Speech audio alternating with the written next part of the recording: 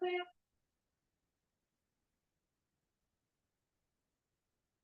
Let's forget it.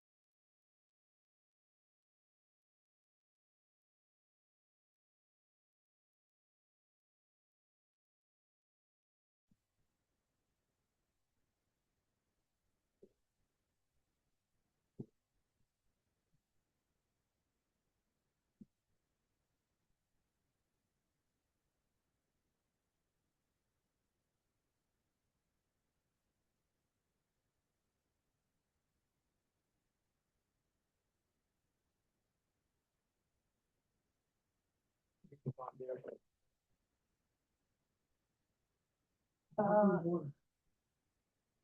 appointment's 2:45, 3 o'clock. You probably won't see me until 5:30, 6 o'clock, I think. Okay, Robert. Thank you. Hope you have a good visit. I hope.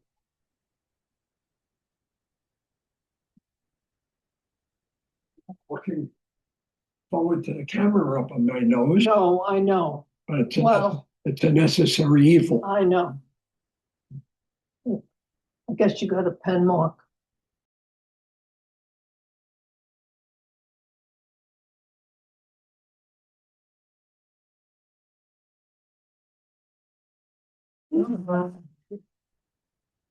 Just want to make sure the people online can hear me. We're good? No response? Oh, good. It's good. We can hear. Thank you.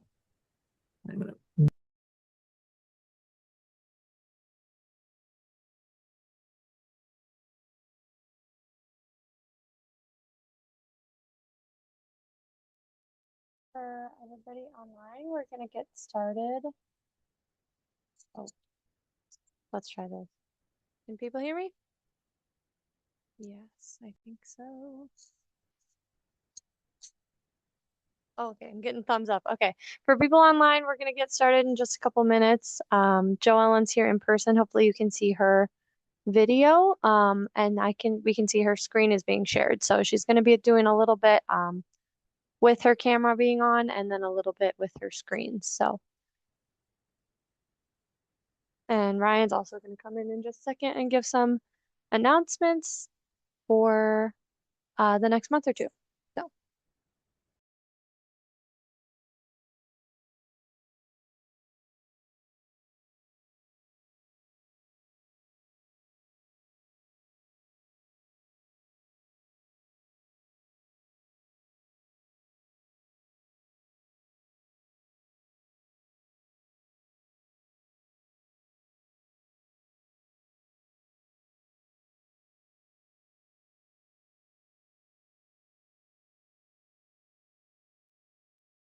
Welcome in, everyone. We're gonna get started in just one more minute just to see if anyone else is joining in.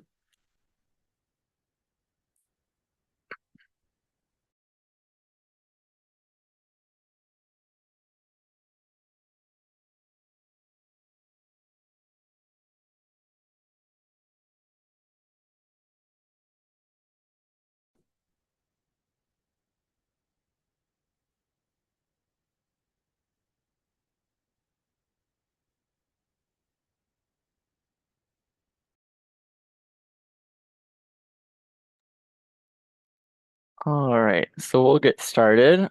I just have a couple announcements before we turn it over to Joellen. So upcoming this weekend, we have the Sleepy Hollow and Terrytown Farmers Market. That's on July 25th. So we have one sign up for that. Following that one, we have September 26th. We have 2 volunteers for that one, and the last one is October 10th. There's no one signed up for that. So if anyone is interested in signing up and participating in the farmers market, it is a tabling event. You'll answer questions. If you have never done tabling before, don't feel scared. One of us might be there. We'll be there, sorry. We'll be there to help you out and give you any pointers or anything so you can see what it's like to do tabling. In addition, in August, our meeting is with someone from PRISM. They'll be talking about what PRISM does and how they interact with invasive species and what their involvement and goals are. The day for that is to be decided, but it will be in August, and I will let you know before it's too soon for it. So you hopefully by the end of this month. So, all right, and without further ado, I'm going to turn it over to Joellen, who is going to be talking to us about ticks. Everyone's favorite subject. Thank you very much. I'm really glad to be here. This is such an important audience because there's, let me back up a little bit. I work for the Cornell Integrated Pest Management Program. So I'm a Cornell employee, but there are 4 of us that work with community IPM, which is basically anything that is not agriculture. And so we're dealing with bed bugs and ticks and school issues and restaurant issues. And there's 4 of us, and there's a lot more master gardeners. So basically my goal by the end of today is to be able to dub you all tick ambassadors so that you can get the actual right fact-based, research-based information that is out there. Because there's a lot of misinformation about ticks. So protect yourself from treacherous tricks. I like the alliteration. So I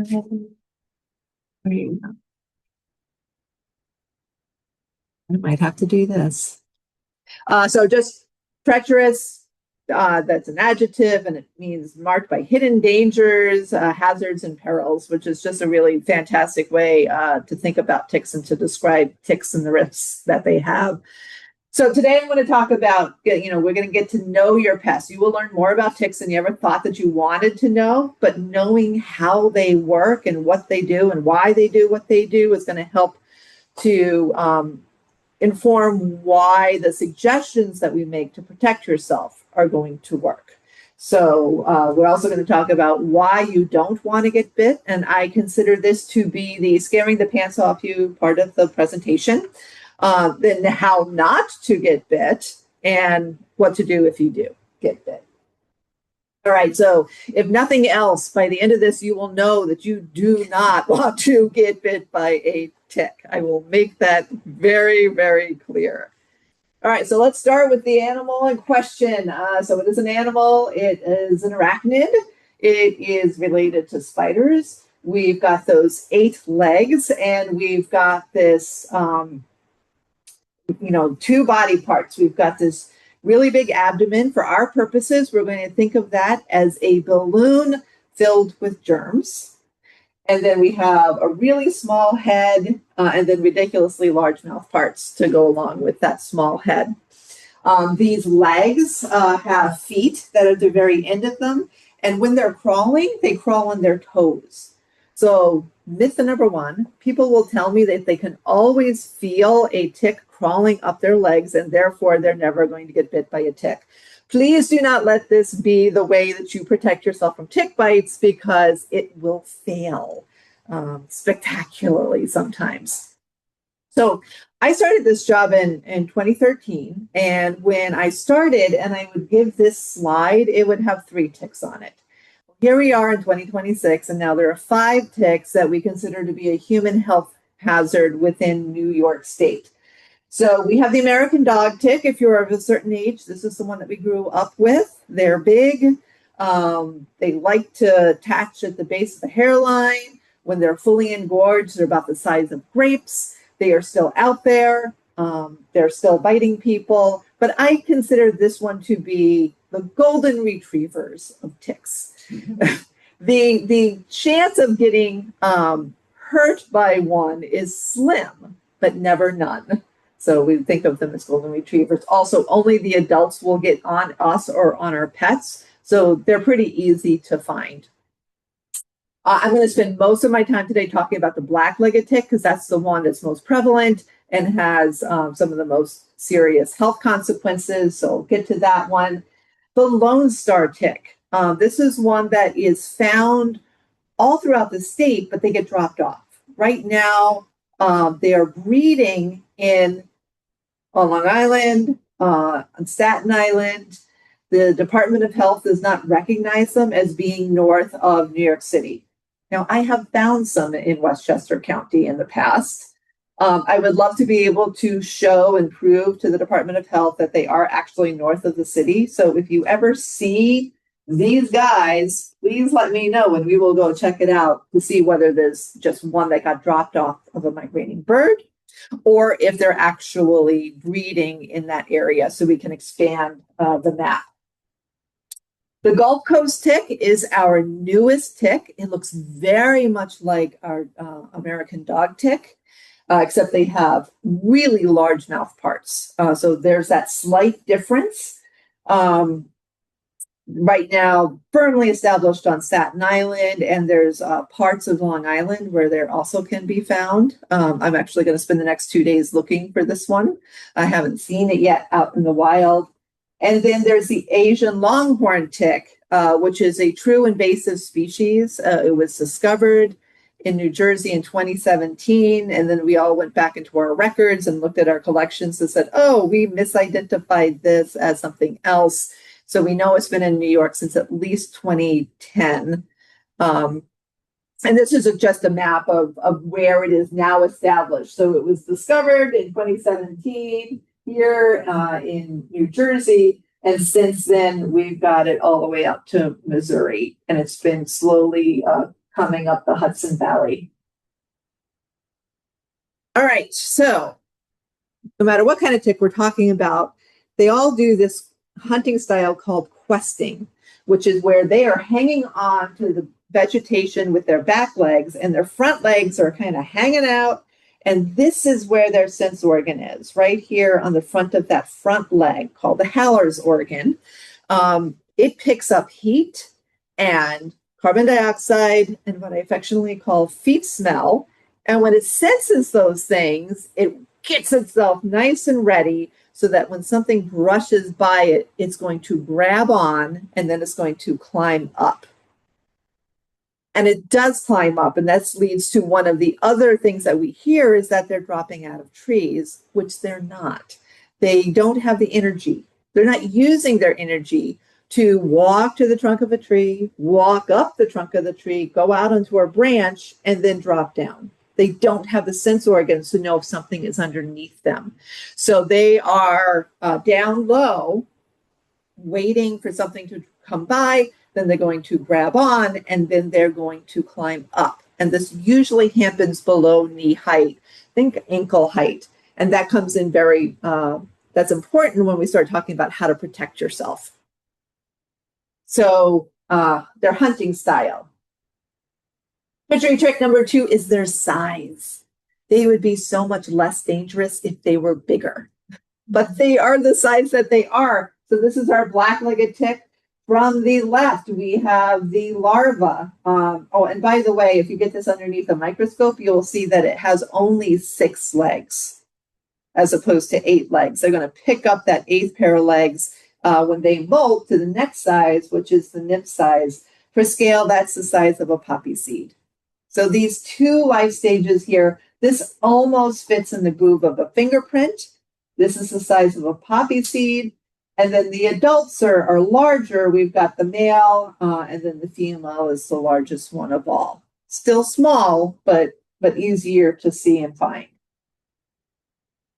All right, treachery trick number 3 is attachment. So here's a closer look of a mouth part than you probably ever wanted to see. This, by the way, is actually from a video from a PBS special called Deep Look. I highly recommend checking them out if you haven't already. It's a video showing how this mouth part actually gets inserted. So if you need to stay up one night, watch this video. And basically these little hooks will pull this mouth part in, and that can take up to 2 hours. It takes a long time for it to get that mouth part in. And then you can see it has these backward barbs on it. That really locks it in. That is part of the reason that it makes it so hard to remove it. But this is basically the same material as our fingernails are. So if when you are removing the tick, this breaks off, it is no more dangerous than a splinter. So it's not going to increase your chance of getting tick-borne diseases. And when we talk about how to remove a tick, so many of the recommendations are you need to do this so that you don't leave the head behind. The head never gets inserted. It's just this mouth part. That is how deep it goes. So again, if this breaks off, the salivary glands aren't there, the head isn't there, this can be treated like a splinter. So that's attachment part 1. Attachment part 2 has to do with their saliva. Their saliva includes a cement that is also going to keep that tick locked into place. And this is a tick that I actually removed from my husband because why would he listen to me? And you can see that cement plug that came out when I pulled it out of him. There's about 1,000 different things in tick spit. Most of it, we don't know what it does. Some of the things we do know what it does includes a painkiller, so you don't feel all this nonsense going on, an anticoagulant because it wants the blood to keep flowing while it's feeding, something that's going to reduce inflammation so that you don't have an allergic reaction to it and go looking for it. It weakens the immune response, which is one of the reasons this is such an amazing pathogen transmitter. It also reduces healing, again, because it wants the blood to keep flowing while it's feeding. And it can also cause severe reactions. So one of the severe reactions is something called tick paralysis. And there's usually about 1 case that hits the news in the United States every year. It's a paralysis that starts with the toes, and then it works its way up the body, and it can shut down the respiratory system, so people can die from this. It's very rare. The reason I'm telling you this is because if you notice this is happening to yourself or somebody that you're with, look for the tick. If you find the tick, remove the tick, the symptoms immediately start to reverse. So you can save somebody's life with that information. The other severe reaction that really hit the news a couple of years ago was the alpha-gal allergy or the red meat allergy. And I'm seeing everybody's has heard of this one. It is mostly associated with the Lone Star tick, but back in 2025, they did some studies and black-legged ticks can do it too. They're just less likely to do it. If you are not familiar with the alpha-gal allergy, alpha-gal is a carbohydrate that is found in every mammal except for primates, which we are. So that is a foreign substance to us. When the tick bites us, it's injecting that directly into our bloodstream, which can lead to an allergy to that carbohydrate, meaning that the next time that you have a hamburger, you can have an allergic reaction. It can take a few hours for that to happen. So the diagnosis of this takes a long time, but it can be pretty severe. I was doing a presentation at a sheep and goat symposium, and there was a sheep farmer who was following me who had this allergy, and she cannot touch her sheep because she's reacting to the lanolin.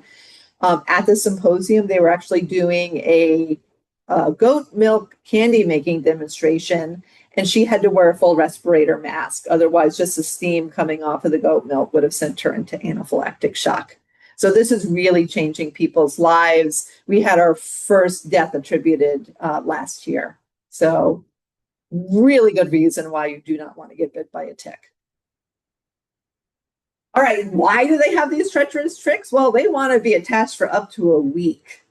And if people are coming in with ticks, one of the things that I really encourage you to do is to try to figure out, guesstimate how long they might have been attached.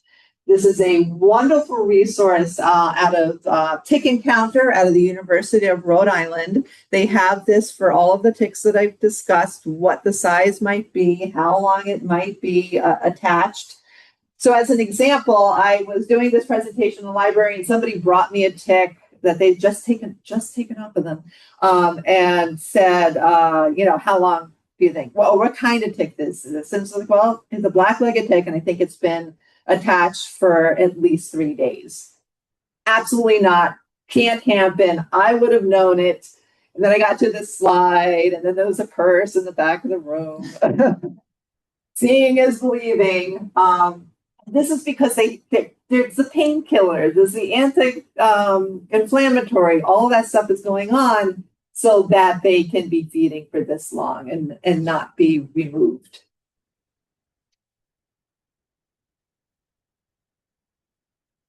What they hunt comes into account, especially when we're thinking about where might ticks be and what might we be able to do to get rid of ticks. So our black-legged ticks have a very Catholic diet. They will eat almost anything. There's 21 species that they have listed as regular food sources, but like down in the South, the favorite food source of those teeny tiny nymphs and larvae are lizards. And that's why they don't have the Lyme disease issue that we have up here, because those lizard bodies can't host the Lyme disease bacteria. Up here, these guys they're doing great. So on here I have pictures of rat. I took that picture of the rabbit. I had my telephoto lens on and I came across this rabbit that was like at my feet. That's why it's out of focus, but you can see those 3 engorged ticks that are on the back of its neck. Chipmunks, birds are dispersing them as they're flying around. We got deer and voles aren't a favorite, but they will be on there. And I put guinea hens on here because there is that thought that we're going to be saved by the chickens. And this actually came out of research that was in Africa, where they were looking at a tick that fed on mammals, mostly ungulates, so cattle.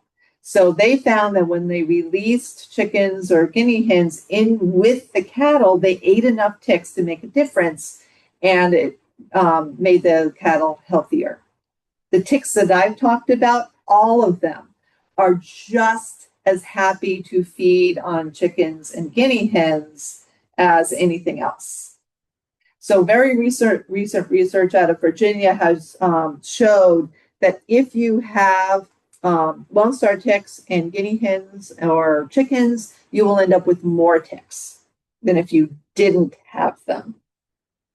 So why do people think that this works?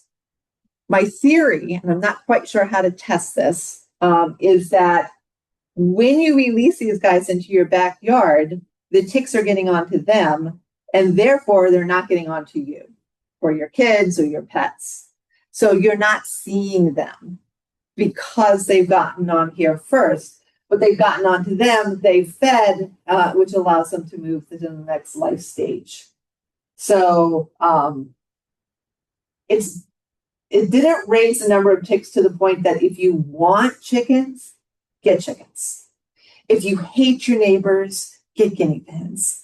But don't get it because they're going to take care of your tick problem, because that's not going to pan out over the long term. You might see a short-term gain, but it's a short-term gain. All right, white-tailed deer are the favorite reproductive hosts of the adults like to get on them. We like to think of deer as the cruise ships for the deer. So that is an all-you-can-eat buffet. That is a big ear where the blood is right there. It's very easy for them. This is the adult stage, so they're looking for a hookup. Also, like cruise ships, they get to go to exotic places because deer have very large ranges. So deer are kind of just dispersing the ticks across the landscape.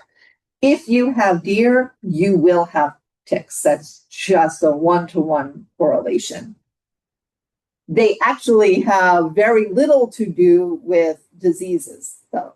In fact, there's something in white-tailed deer blood serum that kills Lyme disease bacteria.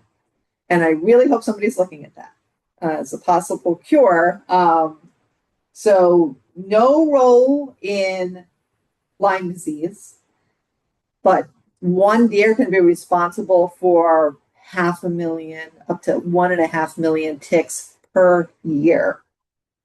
Because all of those ticks that are on there, depending on the species, if it's black-legged tick, it's 2,000 eggs. If it's Lone Star ticks, it's 8,000 eggs. So lots of ticks because of the deer. If we want to talk about the diseases, that's where we get into the mice. Short-lived, their immune systems aren't really all that spectacular because they don't have to live for a very long time. They have lots of babies. They love to be where people are. As an integrated pest management educator, I can help you to keep them out of your house and tell you what to do on how to not have them in your house. I cannot help you keep them out of your backyard because everything that we do, they love. They're going to be there. We've also gotten rid of a lot of their competitors. We've gotten rid of a lot of the things that eat them. So they're doing fantastic where we are. In New York, across the state, probably 95% of mice are carrying Lyme disease. 50% of them are carrying other diseases as well.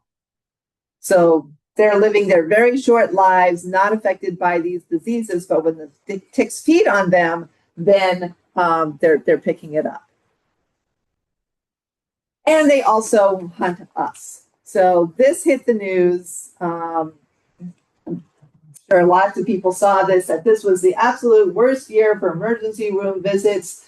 I forgot to update this slide, but the numbers are still working, that more people are going to the emergency room for tick bites than in any other year, which is really frustrating to me because I tell people all the time, don't go to the emergency room for a tick bite. So I'm obviously not being effective in that messaging, and that this is getting out, I'm afraid is also going to say, oh, I should go to the emergency room too.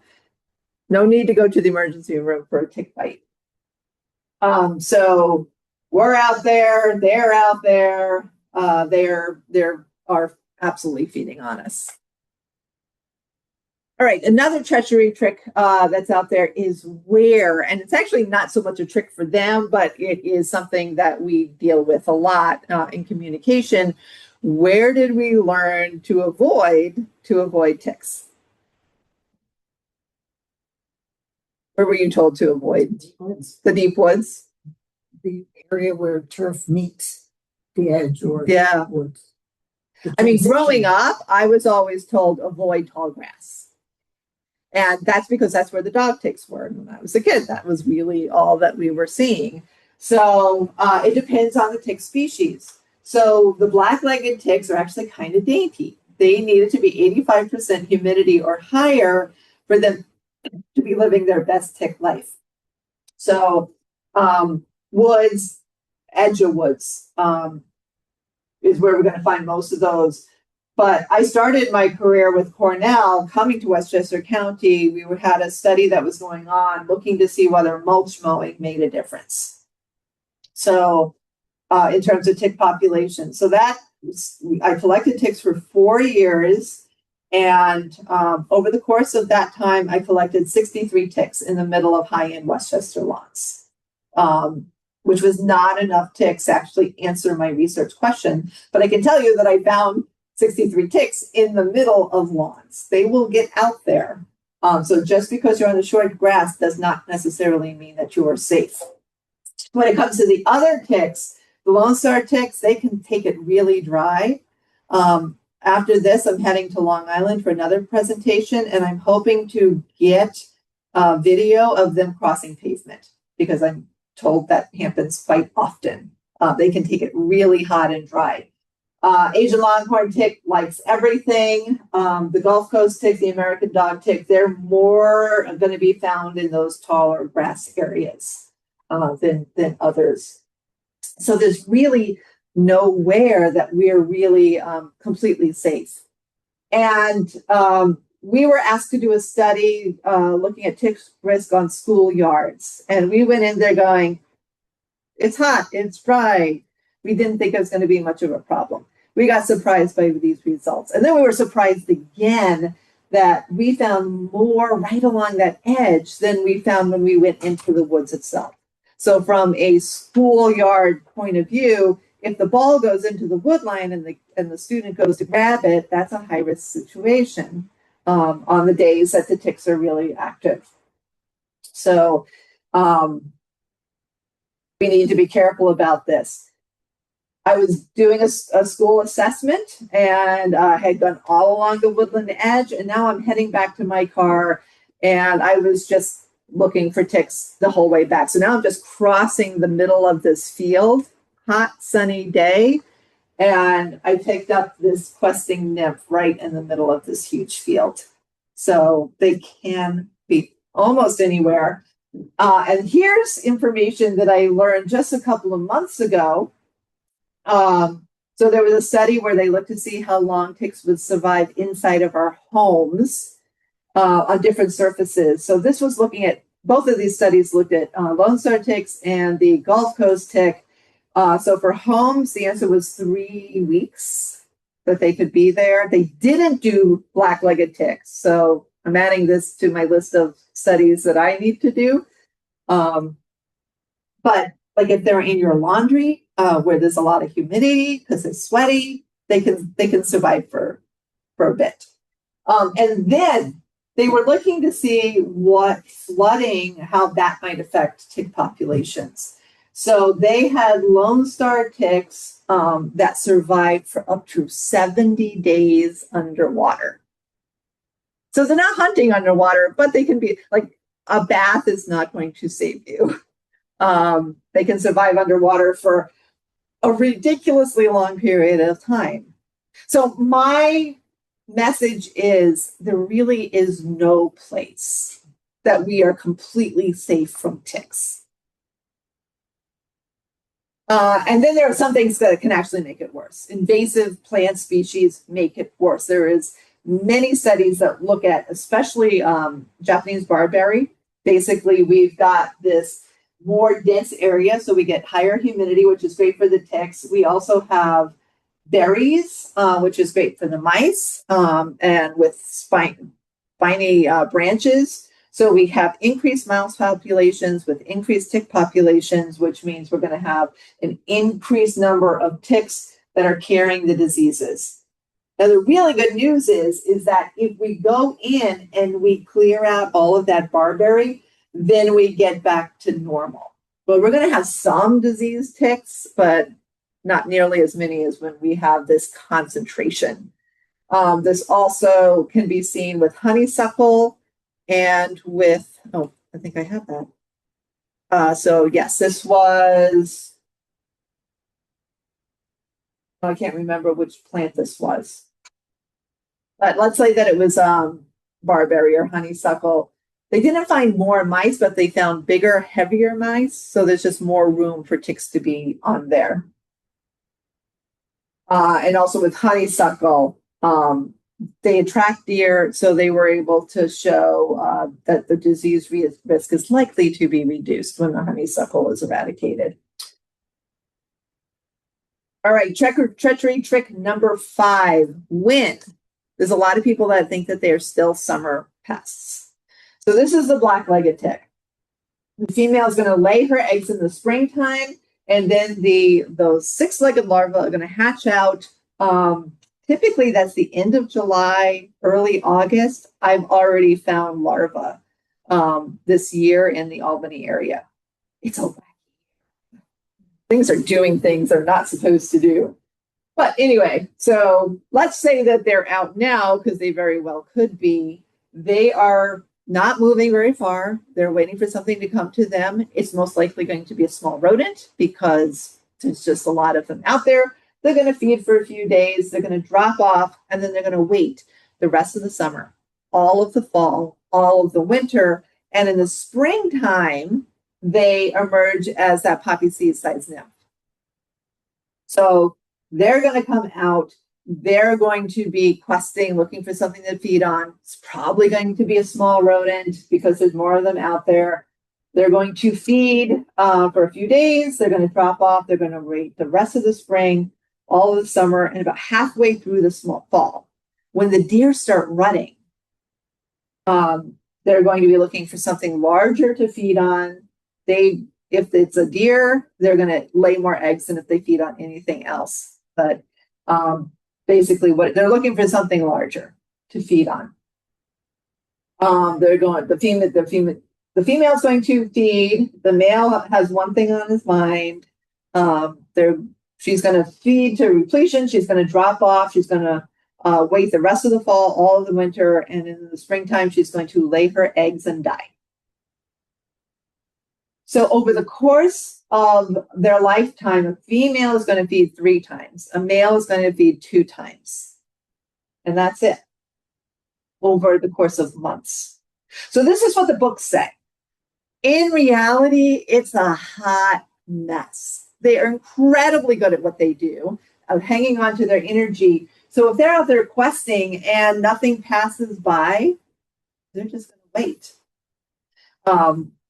If it's too dry, we've had some springs where it was very, very dry going into springtime. We saw very little tick activity, and then it started raining in July, and then it stopped. And that was when the nymphs came out because the humidity was good for them. So they had enough energy to hang on for a couple more months before they became active. If for the adults, if something doesn't cross their path, they're just going to wait. They'll be active as long as it's above 37 degrees in the wintertime. And even if we get through the winter into the springtime, all the ones that didn't find something to feed on are going to be out there still looking. So in the springtime, we've got adults that are out there still looking, and we have the nymphs that have emerged and are looking. So the spring is definitely the most dangerous period of time. I have never found an adult after July 1st. So at that point, that's when they seem to finally run out of energy and die, even though they haven't finished their life cycle. I found the larva. Fits in the groove of a fingerprint larva. Hatched out in July. I found it in May. they can hang on to their energy for a very, very long time. So, and that's just the black-legged tick. When we get into the other ticks, they have their own life cycles, and they do tend to be more summer issues. I know this is very small. I'm not expecting you to like memorize this chart. Basically, what I want to point out is that like here we are getting towards the end of July. Everything is out there in very large numbers right now. So this chart is telling us that there's no when that we are completely safe from ticks. So I've already told you that there's no where and there's no when. And now I'm going to try to suggest that this is good news because we all have decision fatigue. Don't want to make another decision. You no longer need to ask yourself, do I need to protect myself from ticks today? The answer is yes. Just do it. Make these daily habits, which is going to increase the likelihood that you're going to do it and protect yourself. And we'll get into those strategies later. All right. And of course, it only gets worse because these guys have friends that they bring along with them. So for the most part, there are some exceptions. Those larvae are going to hatch out disease-free. Where they get the disease from is from what they feed on. So if what they feed on first is a white-footed mice, it's a 95% chance that they're going to be picking up Lyme disease. If it's a chipmunk, there's still a chance, but it's a lower chance that they're going to be picking it up. So they're going to feed, they're going to have this disease, they're going to bring it to their next life stage. Now they're going to feed again. If what they fed on the first time didn't have the disease, this is their second opportunity to pick it up. If the if the first one did have the disease, the second thing they're feeding on didn't have a disease, well, it does now. And then they bring that to the adult stage. So the nymphs have fed once, the adults have fed twice. So overall, the adults are twice as likely to be carrying diseases as the nymphs are. Having said that, we still consider the nymph to be the most dangerous life stage. One, because they come out earlier than people expect. They're not looking for them. And they're the size of poppy seeds. So if you are not intentionally looking for that size when you're doing your tick check, it's very easy to miss. Most people that get Lyme disease never knew that they were bit by a tick. Knock up on me again. Oh no, my battery is running low. Can you go into that?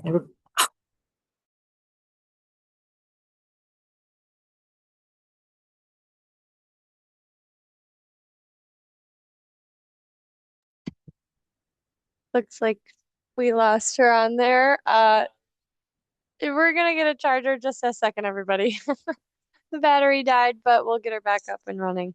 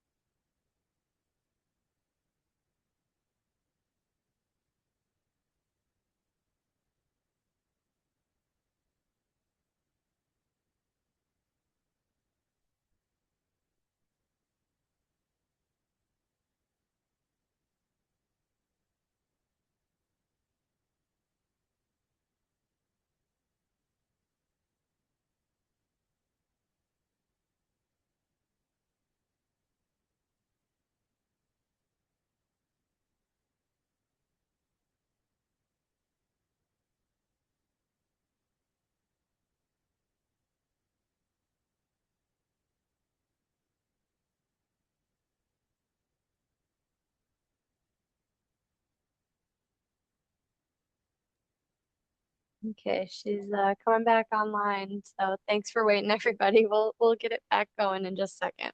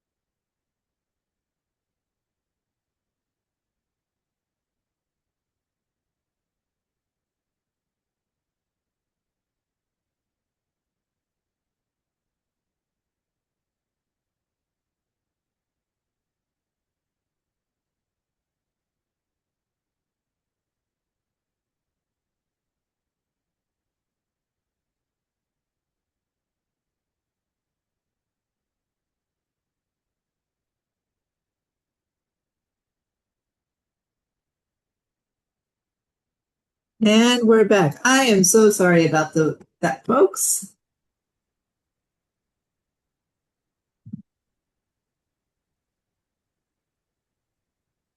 Okay.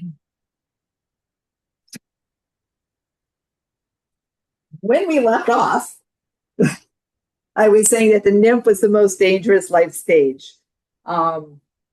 And they're still out there right now, even though we're well into the summer. I'm still finding nymphs when I'm out there collecting.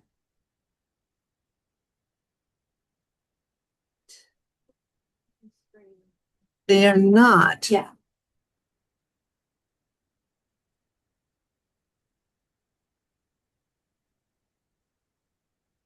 That is important information.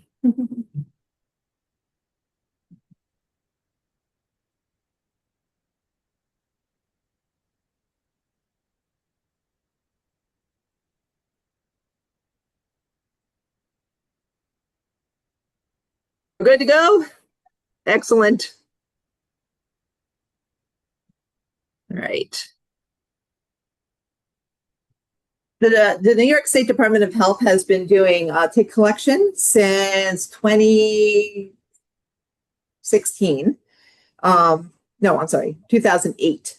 And I collected the data. So over all of those years, what they found was that over 4 in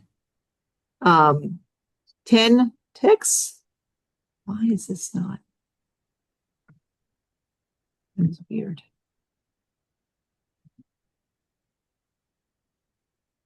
I'm sorry, I'm trying to make this full screen.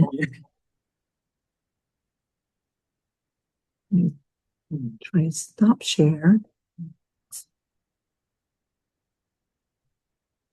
I want you to see the full slide.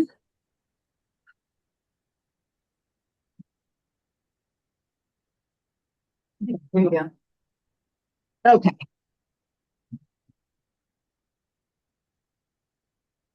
They are seeing my presenter view, I think.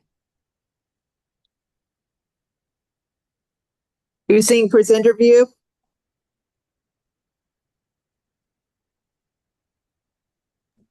Seeing the PowerPoint. So they're seeing this. They're seeing the other one. Oh, they're seeing, yeah. Yeah. Oh, goodness.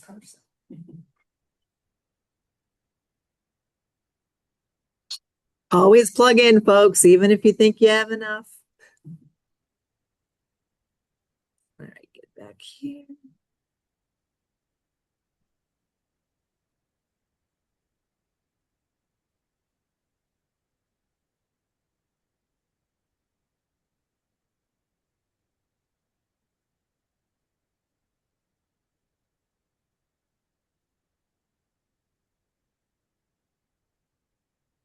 Are you seeing presenter view or the slideshow?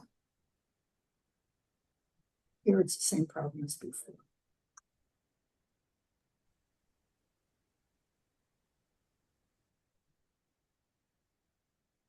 Doesn't make any sense. This seems to be working okay for me from a viewing perspective. Even the slides. Okay.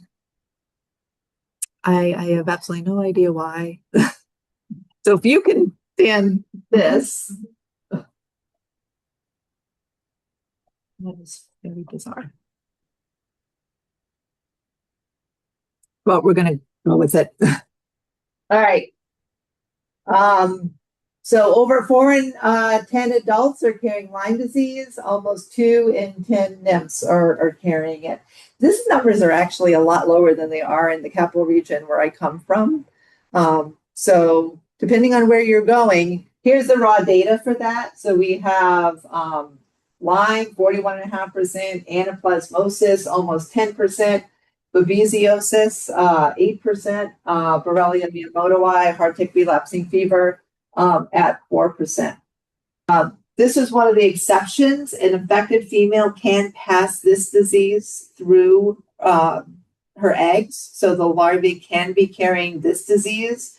So we expect this one to ramp up at a faster rate than Lyme disease did because all of the life stages can transmit it. And then there was a there is a lab in Syracuse. They had a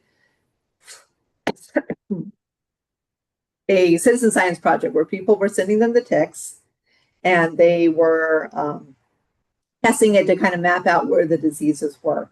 And they had 2 ticks that came in that were carrying Lyme and anaplasmosis and babesiosis and Powassan virus. So one tick can give you multiple diseases. So going back to what I originally started with, you do not want to get bit by a tick. So this ends the developing a healthy paranoia portion of the program, because now you are committed to not get bit by a tick. So how are we going to not have that happen? So you can absolutely protect yourself. I want to introduce to you the Swiss cheese model. And this is going to work for absolutely almost any problem that is out there, but I really like it for ticks. And what the Swiss cheese model tells us is that if every strategy that you use is represented by a slice of Swiss cheese, it is going to succeed in many ways, and it's also going to fail in certain ways. And every strategy is going to succeed and fail in different ways. So if we take one strategy and we combine it with another strategy, it's succeeding and failing in different ways. So it makes it less likely that we're going to get bit. If we keep on adding strategies to that, we're closing up our risk gap. So there is no one thing that you can do that is going to completely protect yourself from tick bites. The more strategies that you do, the more protected you are going to be. I'm going to give you a bunch of strategies. You're not going to do all of them. I don't do all of them. It depends on what I'm doing. It's going to be very activity specific. It's going to be your personal lifestyle choices specific. So as I'm going through these, figure out the ones that work best for you and incorporate them, make them habits, do them every day. So they pay me to say this, avoid tick areas. I've already established one, that we can't because they can be absolutely anywhere. Number 2 is that that's where all the fun stuff is. We don't want to not go outside. And those larvae that I mentioned, the black-legged tick larvae that I found them because I was mulching my garden. And I was reaching in and grabbing the hay, and they were in there. So that was how they got on me. So gardening, fishing, hiking, all of these really great things that we can do. Most of them are outside. So we just need to protect ourselves. There are choices that we can make. So if we're going to go for a walk, we can choose our trails. So if we think about how they're hunting, they are questing. So they're low to the ground. They got their arms out. They're waiting for something to walk by. So if we walk in the middle of a trail and don't brush up against vegetation, that's going to help protect us from not getting a tick on us. Now, as we go from left to right, it becomes less and less likely that you're going to be able to not brush up against vegetation.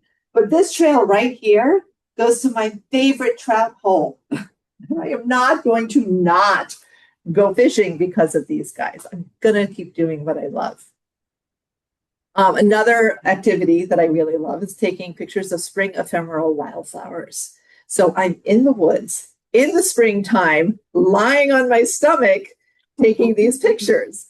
If you can think of a more tick risky activity, tell me about it and I'll do that too. Because I don't get bit doing this because I know it's really risky and I'm doing all the other things besides avoiding tick areas to protect myself. All right. So one of these is to dress to exclude. You've all heard this before. We're going to wear long pants. We're going to light colored, not because they prefer dark, but because this is going to allow us to see them. And if we're outdoors and just glance down, take a peek. Here's it moving. So it's not moving particularly fast. So we have time before it actually reaches skin, as long as we're wearing the long pants. But it's moving fast enough that if you're looking for that movement, it will catch your eye. So it's just being intentional about checking ourselves. Tucking pants into socks. Wearing long pants will only get you so far, because if they are questing from ankle height and they get on here, they're going to go up the inside of your pant legs, and they're aiming for the warm, dark, moist places of the body. And if you're doing something like tabling and people have a question about ticks, and if you do this enough time, men will come up to you and say, "You will not believe where I found a tick." And it's like, well, yes, I do, because men tell me this all the time.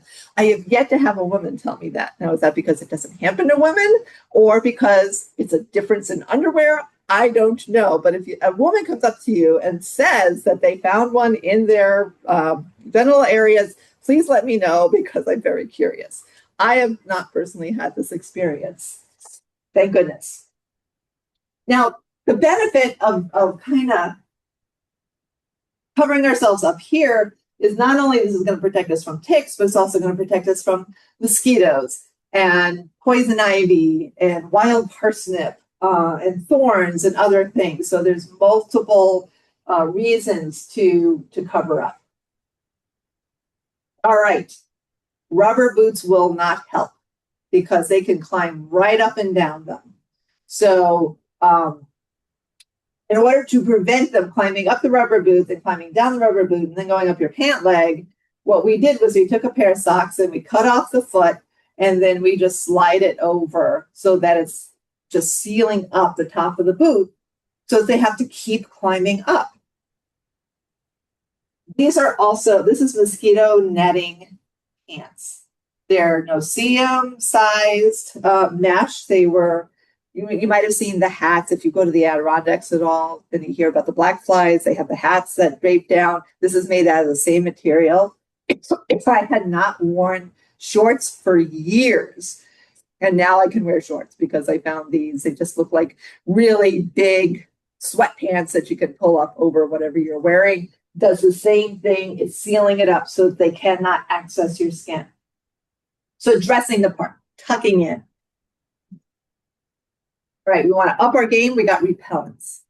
So this is what we put onto our skin that confuses the tick so that they don't see us as something that they want to feed on. It's interfering with their ability to pick up that heat.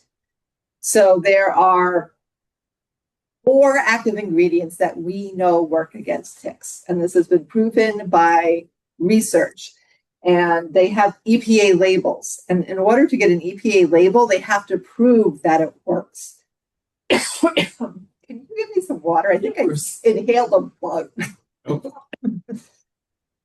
So before that we know work, DEET, upon which all other repellents are compared, we got picaridin, oil of lemon eucalyptus, and IR 3535. Thank you. Which is the active ingredient in Skin So Soft.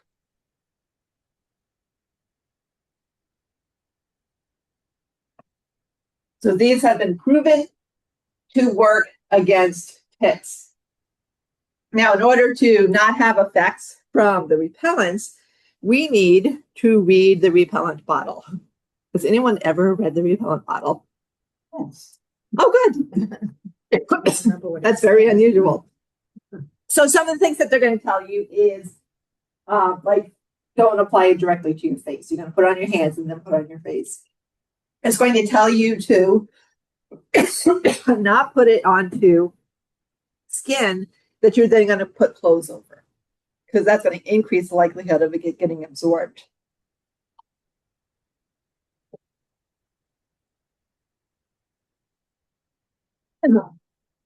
So following the directions, there is an EPA website about finding the repellent that is right for you. And you can tell it whether you want to protect against ticks and mosquitoes, just mosquitoes. It'll give you a whole list of things. Crickets. It hasn't been updated for a while, so it's a good starting point. And one of the things that it will tell you is how long it will last. So you can have two DEET products that are put out by the same company. One will last for 2 hours, one will last for 14 hours. And that makes a difference. If you want to put a repellent on a child going to school, a 2-hour treatment's not going to be effective. You want it to last through lunch, you want it to last through soccer practice at the end of the day, you would be looking for a longer lasting one. If you know that you're going to just be out gardening for a couple of hours, then get the ones that are going to last for 2 hours. They're usually lower percentages of the product, so you're exposing yourself to less percentage of these chemicals. So doing some research on your repellents is always a good idea. This is very recent research as a CDC. This is a day. It's really funny. The one always to the right is the cold water. Okay. And then you just push the top. There. Oh, Yep. this is actually the second time this week that I swallowed a bug. I have a cough drop. You want that? You should do it. And the first time I swallowed the bug, it's like, wow, I can't remember the last time I swallowed a bug. Now I can. All right, what this is showing, so they went to see what the most popular all natural repellents were on the market. They brought them in and then they tested them. And these graphs are just showing that if they worked at all, their effectiveness dropped off really, really quickly within half an hour. So if you will reapply every half an hour, then this might be something you want to consider. Most of us are not going to do that. So if you're thinking about the risk of, let's say, DEET, I know that there's concerns about DEET, but we're not concerned about DEET versus nothing at all. It's DEET versus getting bit by a tick and the potential of getting that meat allergy or all of these diseases. And then also into that mix of when you're thinking about risks, add the risk of the treatment of these diseases as well. Doxycycline is an incredibly strong antibiotic. I'm almost as motivated to not get bit by a tick again because I never want to go on doxycycline again. It just goes right through my body. So this, in that calculation, is not worth the risk of those further consequences. You're better off getting one of the repellents that we know work, that has an EPA label on it. Remember your pets. They have found that people that have dogs are twice as likely to get Lyme disease as people that do not have dogs. And part of that is that the dogs are bringing the ticks in. Part of it is that you're out with the dog. The dog is brushing up against all the vegetation. They are not staying in the middle of the trail. And you might get off trail yourself to like take care of their waste. So by treating them, you're going to also be protecting yourself as well as your fur babies. Now, Cornell has one of the best vet schools in the entire world. So I was like, great, tell me what to tell people when they ask me what they should apply to their pets. And they told me to tell you to ask your vet. because they know your animal the best. And there are going to be differences. If you have dogs and a cat, then you cannot use something that has permethrin in it. If you don't, then maybe a permethrin product for your dog is the way to go. There's pills, there's the drops, there's collars. Basically, work with your vet to figure out what's going to work best for you. I like the ones that kill them. This is a nymph that I found in my bed that was brought in by my cat, but because of how I treated my cat, it's dead. That's the way I want ticks that end up in my house to be. All right, I just gave a warning about permethrin in cats, but I am going to be promoting permethrin-treated clothing. So there's two ways of doing permethrin. Permethrin is actually going to kill them. It binds tightly to the clothing. Once it is bound tightly to the clothing, it is no longer dangerous to cats.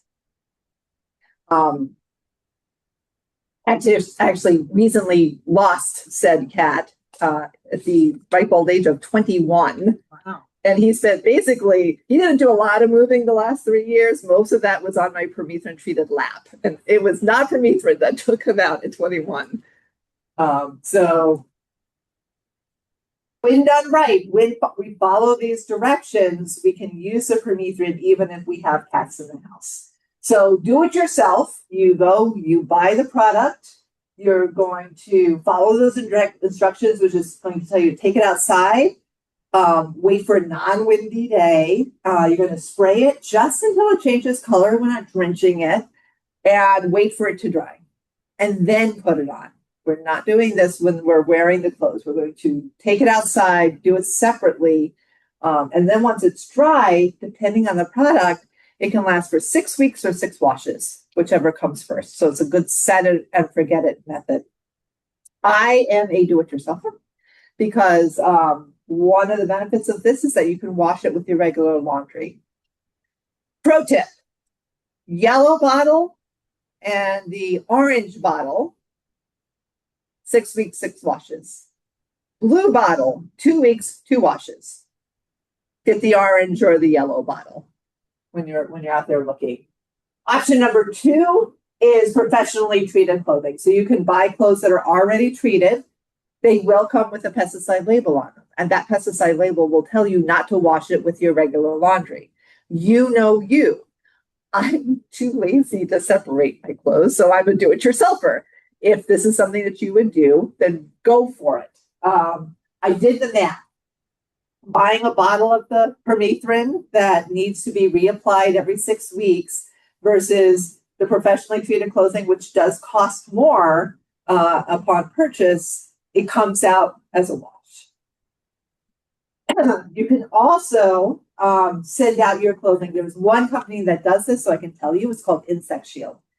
If I had toddlers, I would 100% be sending their clothes out to be professionally treated, because then I wouldn't have to be worried about how many times did they change this shirt today? How many times did they wash this? Nope, it all is just going to go into the laundry. I don't have to separate because it's all going to be the toddler clothes. So those are a couple of options. And that's supposed to last for the life of the garment.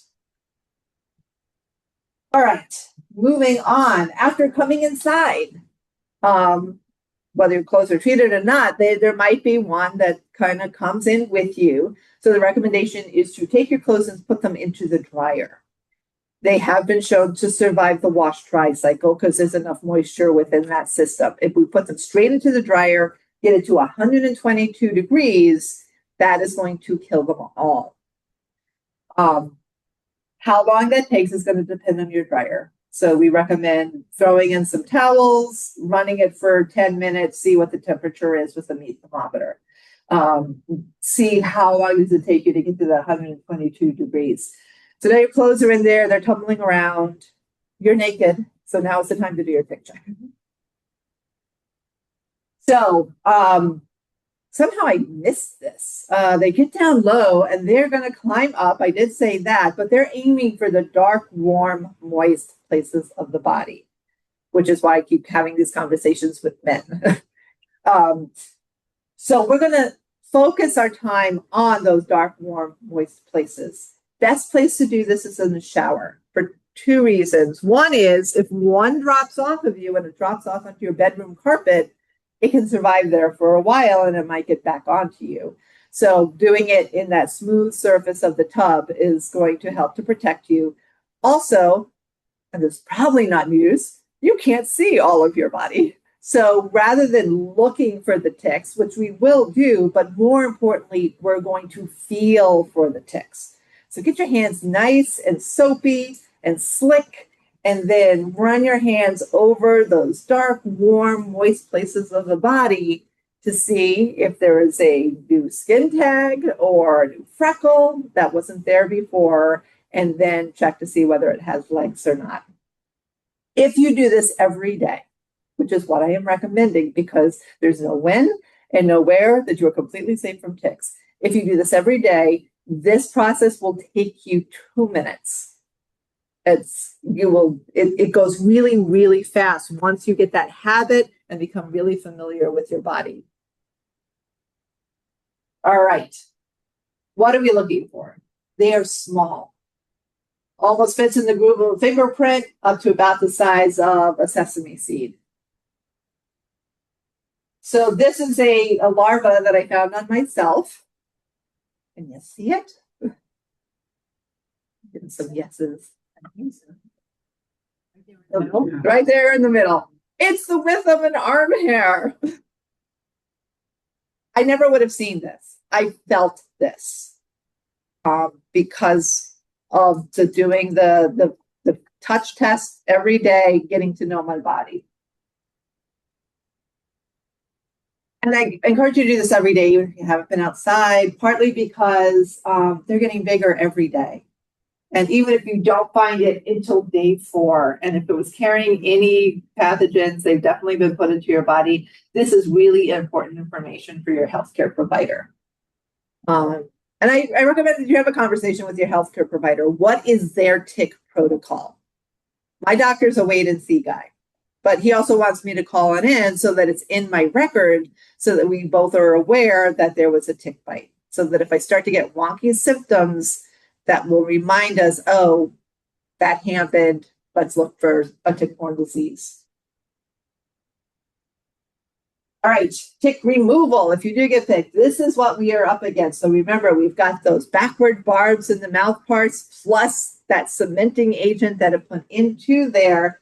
So this is really where there is a ton of misinformation that is out there. What I can tell you is that when we stress out a tick, it starts to salivate like crazy, putting even more of the thousands of things in tick spit into us. So we don't want to squeeze the tick. We don't want to have the tick attached for longer than necessary while we're playing with it. So things like these guys can work really, really well. But if it's a tick twister and they want you to twist it out because we don't want to leave the head behind, that's just longer that the tick is attached while you're twisting it. Let's crank it out of there as quickly as possible. There's a lot of tick tools out of there, and they're going to work. A lot of them are based on that V shape, and the idea is that you're going to get that right where the mouth parts enter the body. It's kind of easy to do with an adult. It's hard to do with those smaller life stages. So we highly recommend the incredibly pointy tweezers, which allows you to really focus more on the skin than on the tick itself. And then when you pull straight up, it's locked in there. So it's going to pull the skin up and then finally release. So here's a video of that process. So it's only attached by that mouth part. So we can get the tweezers in there almost like it's like a hinge. Get it on both sides of the mouth part and then pull straight up and it's finally going to release. It is locked in there. And that is the least stressful way on the tick to do it. The other thing that I really like about the pointy tweezers is that you have control over it. With a lot of those things, like those tick removal kits, it's just kind of sitting there on a V. And Ask me how I know. If you breathe too hard on it, the tick goes flying, and then you have to get on your hands and knees and look for it on the bedroom floor. So tweezers give you control. They also are more precise in where you're aiming and can get right where the mouth parts enter. And then we want you to identify the tick. And this is where we're encouraging people to go to their local cooperative extension and have it identified, because each of these different diseases are going to be carrying different, each of these ticks carry different diseases. And somehow I skipped over this slide earlier. So for the people in the room, the black-legged tick is on the far left. We got Lyme disease, anaplasmosis, babesiosis, hard tick relapsing fever, Powassan virus, and babesiosis. And then there's also the non-pathogenic alpha-gal allergy and that tick paralysis that I mentioned. So that tick can carry all of those things. We have this as a fact sheet on our website. So what I recommend is when people, that master gardeners, if you're doing this kind of identification, that you have this sheet that goes home with the client, and you're going to circle the life stage that you think it is. And then if we can also do that guesstimate of how long it is attached, to write that also in the margin. So that can be brought to the healthcare provider. Lone Star ticks carry a whole bunch of other diseases themselves, as do all of the others. So knowing what kind of tick bit is very important. So there's no one thing that you can do, but we can absolutely stop disease by thinking Swiss cheese out of the strategies that I mentioned. Avoiding the habitat or avoiding brushing up against vegetation, dressing to exclude, repellents, permethrin treated clothing, doing the daily tick check, proper tick removal, having the proper information for your healthcare provider. These are all things that we can do, and that I encourage you to pick 2 or 3 of them and just add them to your daily routine. All right, I've given you a lot of information. All of this and more can be found on our website, which is www.don'tgettickedny.org. I'm also, for the people that are in the room, I'm going to be handing out tick identification cards. These are brand new. We had to add those 2 additional ticks. So you might have seen the old ones. This one has all 5 ticks on it now with QR codes that will take you directly to the how to protect yourself and the tick-borne illnesses chart on our website. And I'm going to leave some of these for the people that are going to be coming in as well. If you're doing tick programming, we have a PowerPoint presentation that is available for people within the extension system that they can use for this. That has a lot of this information in there. And at this point, are there any questions? Yes. Is there a minimum number, is there a minimum time for transmission of disease? In other words, Which tick, which disease? so I had a nymph, really, really small, had to be less than a couple of hours on me. I think I got it. I don't actually know what happened to it. I was in the shower, Right. But I know it was like less than several hours. So the disease that keeps me up at night is Powassan virus. So it's a virus. There is no cure. Most of these diseases live in the tick's gut. And because that tick might not eat for 8 months, the bacteria, the pathogens go dormant and they wait. And when the blood hits, that wakes them up and they start to move through the body to get to the salivary glands. We don't know how long that takes. We're not testing this on people. Powassan virus lives throughout the entire tick body. So from the moment of attachment, it can be spreading within 15 minutes. So Powassan is one of those viruses like West Nile or even like COVID, where you could have it, you could be walking around, you could have no idea that you have it.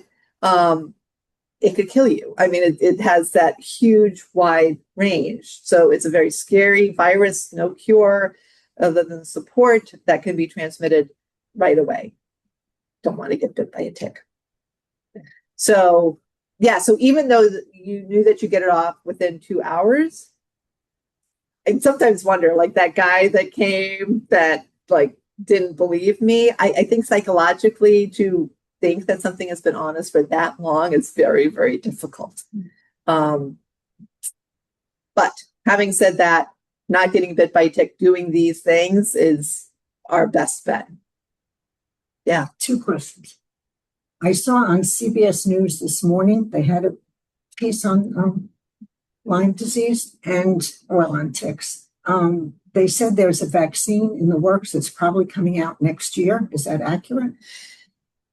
Yes, it is. Whether a vaccine is going to get approved currently is kind of up for debate. It is in the works. They have applied for that. I will be the first in line to get it, but it's got really big holes because it's only protecting against Lyme disease. It's not protecting against all of those other diseases that I mentioned. There is a tick vaccine that is in the works in Europe where it's actually going to interfere with the antihistamine so that if a tick bites you, you will actually have a reaction to it. And then you can go look for it. And that would allow you to find it and remove it before most of these diseases could get transmitted. So that sounds really promising. I'll get that one too. But I'm still doing all these other things because it's got holes in it. It's like all the other strategies. Second question. Say you know what tick it is, Yep. or the one that causes Lyme disease. When you bring it, when you have a test at the doctor's office, does it test for all those other diseases or just Lyme? So you're getting a blood test yourself. It depends on your doctor and what your insurance company will also allow them to do. A few years ago, I asked for a full panel, including Powassan virus. And then when I got it back, they didn't test for Powassan virus, even though I had specifically asked for it. So I can't answer your question specifically. I would ask for a full panel rather than just a Lyme disease test, with the recognition that our Lyme disease test is flawed. So a lot of doctors are actually basing treatment decisions on symptoms rather than the test themselves. So they don't know necessarily to look for the other things. They're just focusing on Lyme. I have had so many people tell me that they brought that sheet that listed all the diseases and their doctors were just kind of blown away. So it is an amazing education tool.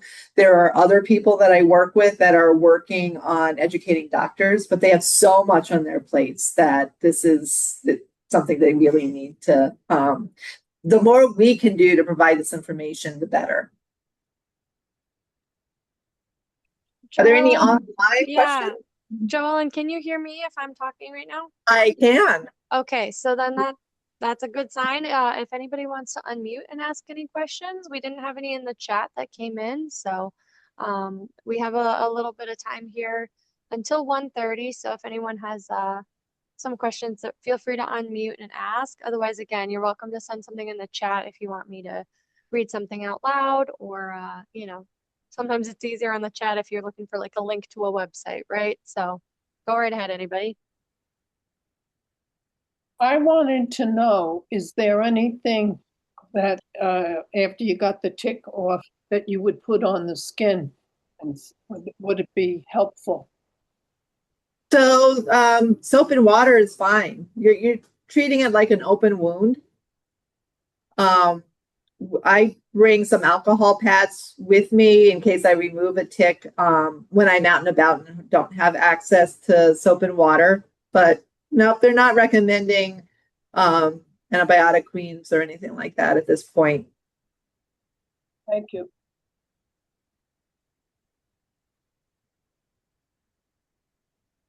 Well, nobody else does. Okay, that's fine. Did you say it's still up in the air whether mulching leaves into your lawn, potentially increases? So the question was, because I had mentioned a study that I did about mulching leaves in lawns, whether that impacts tick numbers. We don't have enough data. The experiment needs to be run a completely different way, and I have applied for the funding to do that. So far, I have been unsuccessful in getting funding to do that project, but something I'm still hoping to do at some point. Why do people think that might be though? I mean, why is that? Has there been some evidence of that? No, I think it's one of those things that seem logical. But so I will say that there was a research project out of Rutgers University where they weren't looking at mulching. And again, it's like, why did they not do that one piece? They looked at completely clearing leaves off of the property versus raking or blowing leaves into the wood line. And what they found was that if they did absolutely nothing, they had a certain tick level. When they blew the leaves into the wood line, they ended up with 3 times more black-legged ticks than if they didn't blow it into the wood line. So the logical thing to say is if we mulch the leaves and didn't accumulate them on the wood line, that seems like it would make a difference, but it hasn't been proven with research yet. So don't rake them into the wood line. That's for sure.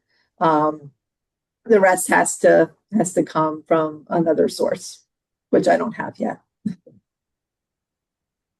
Looks like we had a hand raised in the call Okay. here. So Ree, do you have a question? You want to go ahead?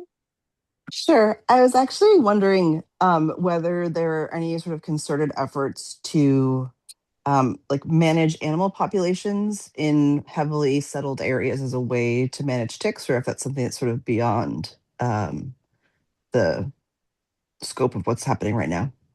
So in terms of like I'm thinking white-footed population mice control, or yeah. So there has been studies looking at population control of deer. And some of that work was done at Cornell. And what they found there was that we can't hunt our way out of this situation by giving more permits or more deer permits or anything like that. They did find success when they went in. They actually hired a company that came in. They were shooting deer over bait. They were able to get the population down to 10 per square mile, which seems to be the magic number. And that crashed the tick population. There is very little political will to have that done. And that would be an incredibly difficult thing to do, especially as deer are integrated into our suburban landscapes. They also did a sterilization project at Cornell. What they did was they rounded up the females, they took out their uteruses, and then they released them back into the wild. And what happened was they hadn't removed their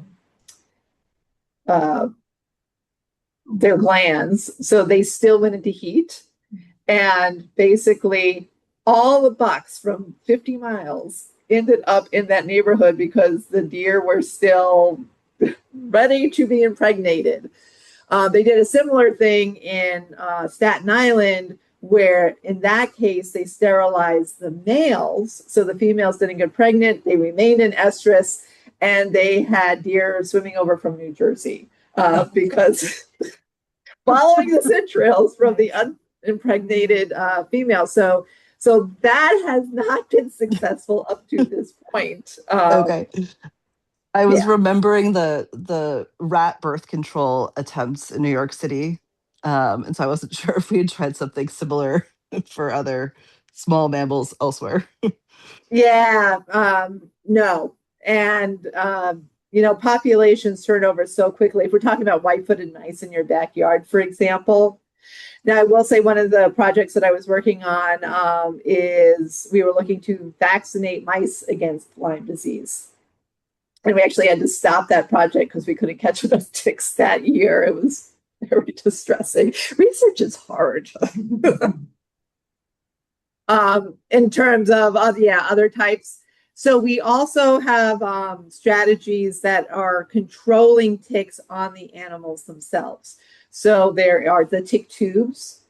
They look like toilet paper tubes that have been stuffed with cotton that has been treated with permethrin. And the idea is that the mice will take the cotton and they will line their nest with it. So every time they go back to their nest, it's going to kill all of the ticks that are on them. And the research is so mixed. In some times it works spectacularly, where they took out 99% of the population. In other projects, it didn't work at all. And part of that is going to be, what else do you have on the property? If you have a lot of chipmunks, it's not going to work that well because the ticks will get onto the chipmunks. They're not lining their nests. Or if you have a very established mouse population that isn't looking for new material to line their nest with because it's already suitably lined. There are bait boxes, which you have to go through a pesticide licensed professional to get. That is a box that has a food treat in it. They come in, mice, chipmunks, small rodents, to get a food treat. They, as they're going in, they will pass through sponges that are treated with fipronil, which is another insecticide often used in dog products. They did a 5-year, $5 million study out of the Millbrook Institute for Ecosystem Health, and it didn't work. They were able to reduce statistically the number of pets that got Lyme disease, but not in people. I had such high hopes for that project. But again, there's no one thing that is going to work. They've also done something similar with deer. It's called the 4-poster system, where they have a bait station and the deer come in, and as they're reaching in to get the corn, their ears will be treated with permethrin. Mixed results. I was at a tick conference once, and somebody had proposed that if you want to create permethrin resistant ticks, that was the way to do it. So we don't have any silver bullets there. Those are for werewolves. We don't, and that's not what we're dealing with here. So we need lots of different strategies on how to deal with this. So for example, when I was talking about the schoolyards and what we found there, the best way to keep the kids safe is to put up a fence so that they can't get into that wood line and get exposed to the ticks that way. So it's kind of thinking outside of the, how do we kill this thing that is hurting us, to how do we reduce our exposure to this thing? Looks like we have just a couple comments that came in on the Zoom. There's one from Jackie that says, I'm in Martha's Vineyard. Lone Star ticks are everywhere. I've also found them in White Plains, New York. Basically, we're all going to die, is what Jackie says. Oh, no, because we can't protect ourselves. I have another question. Jackie has another question. There are so many companies like the ones that spray for mosquitoes, and we've learned that that's kind of a useless. I don't even want to be here for the mosquito talk because that's scary enough. But does the spraying in any way help? And I am a native plant person. I don't believe in spraying, but you have just totally exhausted every bit of energy I have. Does anything help when you see these companies out here spraying lawns for mosquitoes and ticks? Is it of any value? So what are they spraying? So if they're spraying botanicals, no. This hasn't been published yet, but I was at a tick symposium where they were doing a project with the CDC, and they brought all these botanicals together. And step one was having cups of each of these products and putting ticks directly into the cup so that they're like sitting in the fluid. And there were only 2 products that actually killed the ticks, which is just shocking. So then they took these 2 products and brought it to trial number 2, which is to do a controlled spray. And only one of those had some effect, but not enough to, like, don't waste your money on it. For the conventional pesticides, we know how to kill ticks. We can take out 95% of them. When we look at the effect of taking out all of those ticks on people getting these tick-borne diseases, we're not seeing an effect. And that's partly because you're picking up ticks other than places within your backyard. So right now, I don't see the evidence to highly suggest getting the yard sprayed. And my fear is that if somebody gets their yard sprayed, it's a slice of Swiss cheese. They're not, if they think they're completely safe, they're not going to do all the other things. They're not going to do the tick checks. It in some ways could increase their likelihood of getting a tick-borne disease. Or push all the ticks into your neighbor's yard who didn't spray. And that's kind of creepy too. That much. So I don't know. It's not like they're not like bed bugs that will run away from pesticide treatments. They're just not that fast. But you. I would be cautious and yeah, it's definitely one slice of Swiss cheese, and it has to be done with all of the other personal protection stuff. And the sprays are also indiscriminate. They're not just targeting ticks. Is that right? Or is there? Absolutely. And if they're done correctly, if you're going to do it, we recommend that you get a professional to do it that has a high-powered applicator, because they're deep in the leaves. So you need something that's going to churn up all of the leaves. And yeah, there's a lot of bycatch with that. Yeah, I've noticed, do birds, I know birds carry ticks, but are they attracting them? I'd rather think that there were natural balances to some of these ticks, like having birds that eat them, or there's just nothing. Yeah, like I said, with the chickens, the ticks are getting on them. They might find some adults, but they're not good to control.